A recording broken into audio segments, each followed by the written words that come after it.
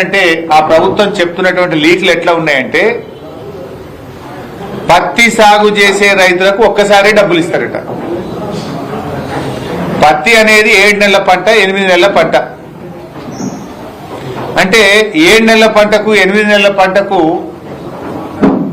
రెండవ పంట జనరల్ గా సాగు చేసే అవకాశం ఉండదు. వాళ్ళకు ఒకటేసారి డబ్బులు ఇస్తామంటున్నారు. చెరుకు పంట అది సంవత్సరం పంట, ఒకేసారి డబ్బులు ఇస్తారట. పసుపుకు ఒకేసారి ఇస్తారట, అల్లంకు ఒకేసారి ఇస్తారట. అంటే దీన్ని బట్టి రైతులు నష్టపోతారు. ముఖ్యంగా పండ్ల తోటలు, ఆయిల్, పామాయిల్ కానీ ఇవన్నీ పంటలకు కూడా ఒకేసారి డబ్బులు ఇస్తామంటే ఇది రైతు నోట్లో మట్టి కొట్టడమే.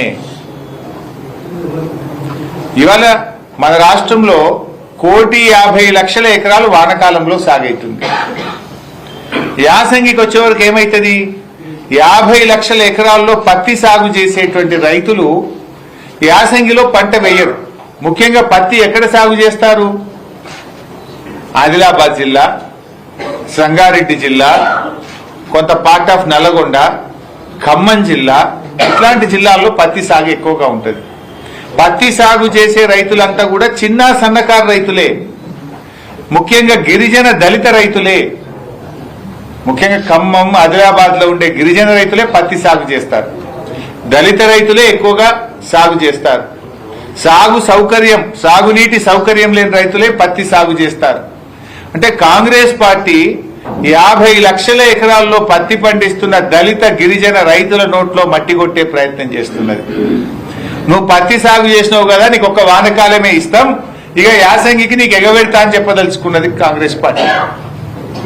అదేవిధంగా చెరుకుకు పెట్టుబడి ఎక్కువ, పసుపుకు పెట్టుబడి ఎక్కువ, పండ్ల తోటలకు పెట్టుబడి ఎక్కువ.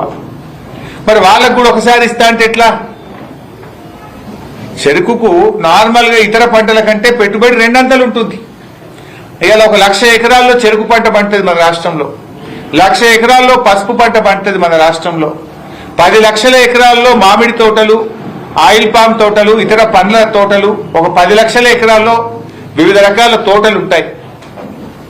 ఇలా కంది దాదాపు 10 లక్షల ఎకరాల్లో తెలంగాణలో కంది సాగైతుంది. కంది కూడా సింగిల్ క్రాప్, 8 నెలలు 9 నెలలు పడుతుంది. ఇక నువ్వు కంది వేసినావు కదా, నీకు ఒకటేసారి రైతు భరోసా. నువ్వు పత్తి వేసినావు కదా, నీకు ఒకటేసారి రైతు భరోసా. నువ్వు చెరుకు వేసినావు కదా, ఒకటేసారి రైతు భరోసా. నువ్వు పసుపు వేసినావు కదా, నీకు ఒకటేసారి రైతు భరోసా. నువ్వు పండ్ల తోటలు పెట్టినావు కదా, నీకు ఒకటేసారి రైతు భరోసా అని ఇలా రైతుల నోట్లో మట్టి కొట్టే ప్రయత్నం చేస్తా ఉంది. రైతు భరోసా పేరిట కోతలు పెట్టే ప్రయత్నం చేస్తున్నది ఇవాళ కాంగ్రెస్ ప్రభుత్వం. ఇది ఎక్కడ న్యాయం అని అడుగుతా ఉన్నా.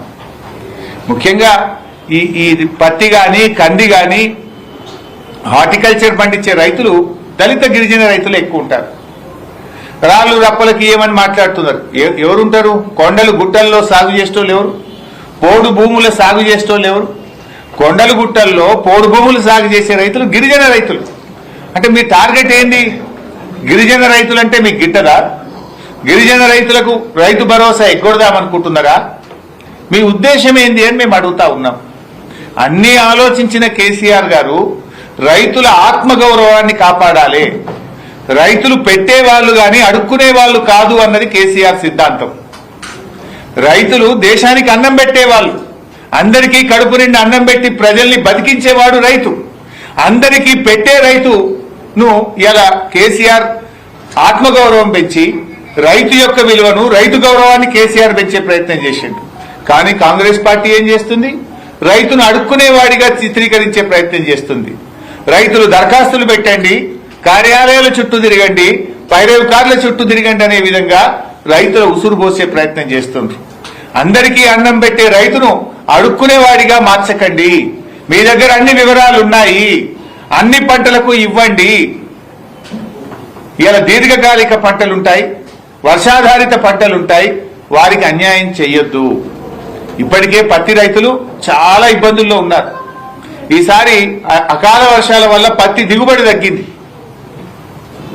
పత్తి రైతులకు పెట్టుబడి ఎక్కువ, ఆదాయం తక్కువ, అవకాశాలు లేక వర్షాధారితంగా గిరిజన దళిత రైతులే ఎక్కువగా, బీసీ రైతులే పత్తి పండిస్తారు.